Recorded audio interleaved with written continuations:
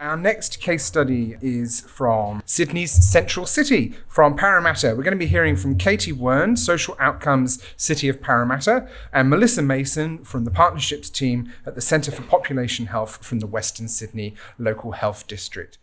Thank you. Hi everyone, I'm Melissa Mason. I'm from the Partnerships team in Population Health at Western Sydney Local Health District, and this is Katie Wearne from the Social Outcomes team at City of Parramatta Council. So today we're taking you through a social return on investment evaluation we did on the parks and sports grounds in City of Parramatta. Let's see if we can. So how do our councils ensure quality green open space is provided in our CBD and neighbourhoods that are undergoing rapid transformational change? I'm sure this is a question of interest to many of you here, and City of Parramatta Council is no exception. Council's population is expected to grow to 400,000 by 2036. Population growth, high density development and urban renewal are changing the area from a suburban centre to Sydney's Central City, the centre of services, infrastructure and employment for Western Sydney. This growth is putting pressure on our shared resources, and our parks and sports grounds are struggling to keep up with the demand. As we all know, it's well understood that quality green open space creates an environment which promotes physical, mental and social health for all, including increased physical activity, reduced exposure to noise and heat, stress relief and relaxation, improve social capital and cohesion within communities. City of Parramatta provides around 350 parks and sports grounds for residents, visitors and workers to enjoy. And by 2036, 70% of our population will be living in high density. And this changes the way people live and how they use open spaces, either as a backyard, meeting place or play space. So to better understand and demonstrate the value that our parks and sports grounds have for our community, together with Council we commissioned a social return on investment evaluation. And the purpose of this evaluation was to understand, quantify and assess the social and economic value created by Council's parks and sports grounds. We completed this work in consultation with our consultants, Think Impact, and to our knowledge, this is the first time an SROI of its kind has been completed in Australia. Okay, so what is an SROI evaluation? An SROI is an evaluation tool that we can help us to understand, measure, and quantify the social, economic, and environmental value that is created by an activity, program, or organisation. So in this case, we use the SROI tool to measure the social and economic value that is generated directly as a result of parks and sports grounds provided and maintained by Council. So put simply, an SROI is a calculation that compares the investment required to deliver an activity and the value that the activity delivers for stakeholders. An SROI is typically known as using a financial lens to capture social value, and you might have heard of it before as a ratio. So for example, if a ratio is 1:3, that demonstrates that for every dollar you put into an activity, you get $3 worth of social value in return. So the ratio is considered shorthand for expressing the value that's created, but it's just that. It's just a shorthand measurement. We really want to stress that it's a representation, and we want to largely place our emphasis on the value that's created by the activity in qualitative terms. So that's where this presentation will focus. Okay, so an SROI evaluation is based on 7 core principles which underpin how an SROI should be undertaken. And these principles work together to ensure that our analysis only takes credit for the value that is created as a direct result of Council's open spaces. So we don't want to be taking credit for any value that's created by others. One of the key principles of the SROI is listed up there, and that's do not overclaim. So this means that in SROI evaluations, a conservative approach is taken for decision making, and particularly for any data and assumptions that are used in the SROI calculation. So it's therefore likely that some of the values you'll see in today's presentation actually understate the value that's created by our parks and sports grounds. So because of the sheer number of open spaces in our LGA, you heard 350 before, we had to make a decision about, do we actually need to assess all of these parks and sports grounds. And it became pretty clear pretty quickly that it wasn't going to be possible. So we decided to hone in, and we chose to assess only our local and district parks and sports grounds. That came down to around 126, so still a lot. We realised that we couldn't go out and conduct an SROI evaluation at 126 parks and sports grounds, so we made the decision to conduct a mini SROI at 5 sites. And we selected these sites because they were thought to be largely representative of our open space network overall. They possessed many of the qualities and characteristics that are prominent in our sports grounds and parks. And these included things such as we chose ones that were located near high density development, and others that weren't, so in our low density residential communities. And we chose others that had a mix of facilities provided there, so circuit loops, some with bathrooms, others without. So it was overall a pretty good representation of our network. So the 5 sites, we then conducted mini SROI evaluations at each of these. And then we scaled up the value that we got out of each of those sites and rolled them across our open space network of local and district parks and sports grounds to get an SROI value that was representative of our entire network. There are 5 stages of conducting an SROI evaluation. There are 5 stages because an SROI is really about creating a narrative of change. It's about telling a story. It's about telling a story of change, about how change is created for stakeholders and the impact that this change has on these stakeholders, and why they choose to use these facilities. Arguably, the most important stage of an SROI is stakeholder engagement. And this is because we really want to validate the assumptions that we have about what value the stakeholders are getting out of using our parks and sports grounds. We conducted desktop research and worked closely with a working group to identify who these stakeholders were, come up with what their motivations might be for using these facilities, and then we conducted the intensive stakeholder engagement to validate these assumptions. And that's because we don't want to be assuming any value that people are experiencing, and we need to consult to accurately capture feedback and perspectives. So as part of this engagement, we conducted 12 in-depth interviews with representatives of clubs who use our open spaces, local schools who use our sports grounds, and local businesses. Community members were also engaged, and we talked to about 824 community members. 470 of those were conducted online through our City Your Say panel, and the other ones were conducted by our working group going down and actually standing on the sports fields and parks and chatting to people, which was incredibly valuable. So in our engagement, we really tried to focus on what the difference was that was created through our parks and sports grounds. And the way we did this was through asking questions like, what would you do if the park didn't exist? So you can imagine a bunch of us going down to a local sports ground on the weekend saying we're from council and health, talking about our sports grounds, the types of reactions we got. When we asked people, what would you do if the park or sports ground didn't exist? The responses were very emotionally charged. Someone told me they would die. Jokes aside though, it did reveal the great emphasis of the value that people do experience at these sites. So once we got all that feedback together and consulting with 824 people plus, you can imagine how much data we had. We then had to sort the data, which was then used to reveal a range of outcomes that people experience as a result of visiting these spaces. And these outcomes were then supported and validated by evidence.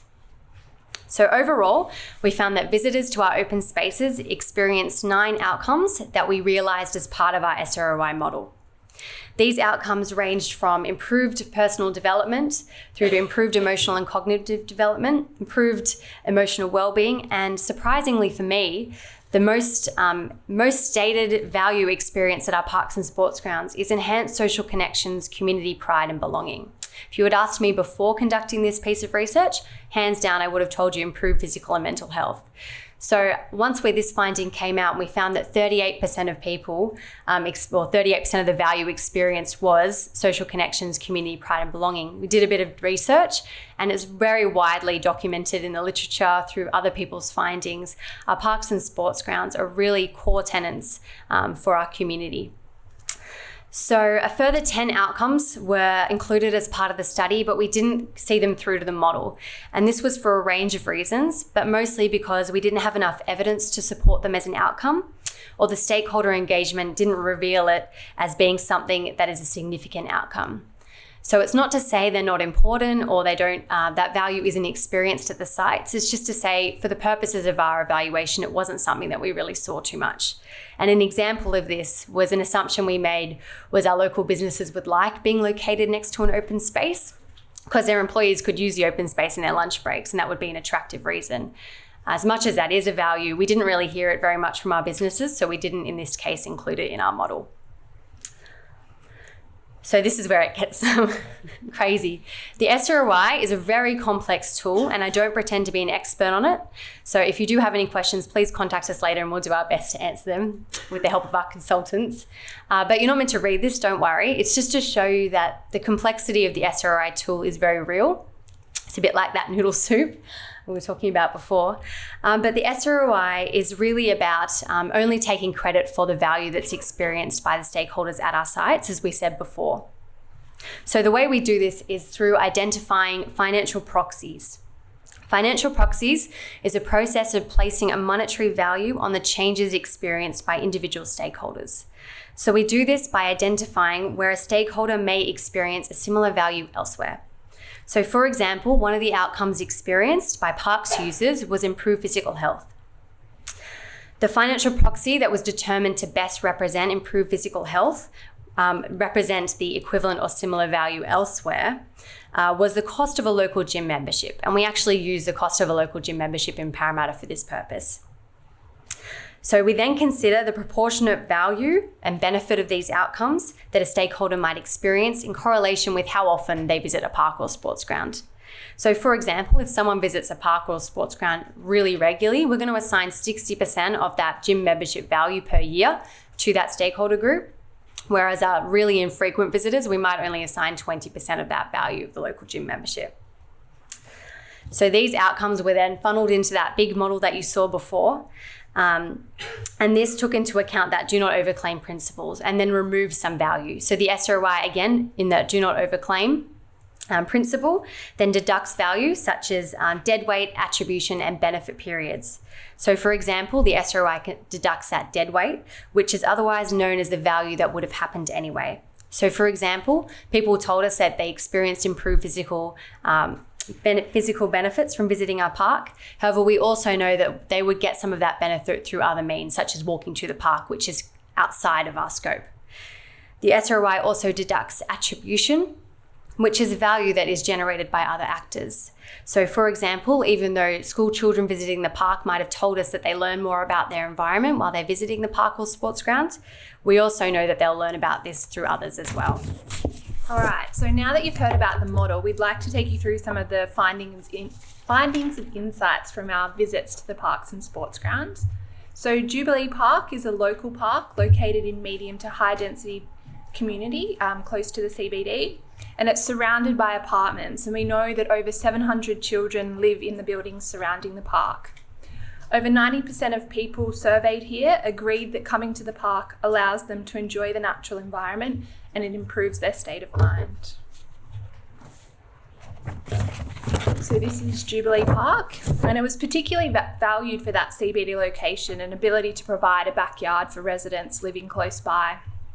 It's seen as a place to relax and connect with others, and it's dominated by young families who utilise the space for play. It's also seen as an escape from the built environment, with many residents and workers utilising the space in their free time. West Epping Park, it's a recently upgraded district park located in the growing community of Epping. It's well regarded by the community for its range of facilities and diversity of uses. And over 96% of people surveyed here agreed that coming to the park is good for the physical development of their children. This park's located next to a local primary school and the Epping YMCA. It's heavily utilised by the community, as you can see on this photo here. So when surveying community members at West Epping Park, we met Emily. Emily moved to Australia with her young family 5 years ago. In Beijing, she used to travel 30 minutes by subway to Beijing Olympic Centre to access green open space. But since moving, Emily visits West Epping Park every day after dropping her young daughter off at primary school, which is just at the top of the hill behind the park there. This recent park upgrade encouraged Emily to take up regular exercise, something she's never done before. Spending time in the fresh air and sunshine and being able to run around the park has improved Emily's physical health and state of mind. Emily also encourages her young friends to meet at the park, and together they enjoy the safe and comfortable feel it offers. And after school, the children use the park for active play. Max Ruddock Reserve, it's a local sports ground surrounded by low-density residential dwellings in Winston Hills. And 93% of people surveyed here agreed that coming to the sports ground is good for their family relationships and their friendships. And it's seen by the community as a local meeting point, and many people we spoke to have been coming to this sports ground for many years and often across generations. When we were surveying community members at Max Ruddock, we met Chris. Chris moved from Calcutta, India to Australia in 1988 with his, where he married and then had two children. When he arrived in Australia, Chris didn't know a lot about people and found that sports grounds are a great place to meet people. He said he's made lots of lifelong friends by standing on the sidelines at sports grounds watching his boys play soccer. And he values the green open space in helping him to understand the local environment and learn more about the people who use them. Being part of a sports club means that Chris has felt he's part of a good community that supports his family and that he's among like-minded people. And then there's Robin Thomas Reserve in Parramatta. It's a local sports ground located in a medium to high density residential community, also close to the CBD. 94% of people surveyed they agreed that coming to this sports ground is good for their friendships, and that parks and sports grounds make City of Parramatta a great place to live, work and visit. So this is the sports ground, and it's heavily utilised and particularly valued with the local schools. So Arthur Phillip High School, it's located near the reserve, and it currently has around 1,200 students, and it's set to become the first vertical school in Australia. The school currently has a chronic shortage of green space, and they rely heavily on this sports ground to get students out of the classroom and be active. Staff believe that coming to this sports ground has improved the behavioural outcomes and enhances academic achievements of the students. And for some of the lower socioeconomic children, participation in sport during school is the only opportunity they get to be physically active. Thanks, Mel. Okay, so now for the big reveal. The evaluation found that for every dollar invested in council's parks and sports grounds, around $10 of social and economic value is created for and experienced by a range of stakeholders every year. So this evaluation looks a little different for parks and sports grounds when you break it down. For sports grounds overall, for every dollar you put in, $38 worth of social and economic value was created. And for parks, for every dollar you put in, $7 worth of value was created. So while that sounds like a big difference in numbers, what I'll stress is that the value that is created through both parks and sports grounds is very significant, and the number change is predominantly due to the utilisation. So because we were surveying at sports grounds, we were able to survey a great number of people utilising this space for purposes such as competition sport, and therefore, because of the numbers of people there at any given time, it has pushed up that number. But most importantly, how we'll be using this information and how can you use this information? So Council and Health have already been using this information to help us with a range of things, including how we make decisions about investment in our green places. It's helping us to advocate for our green places and the quality of facilities, particularly in our high growth areas. We'll be using it to add a health perspective with regard to improving physical and mental health outcomes through access to these places, and we'll be using it as an evidence base for providing comments and a baseline for future evaluation measures and comparative data into the future. And that's it from us. Thank you very much.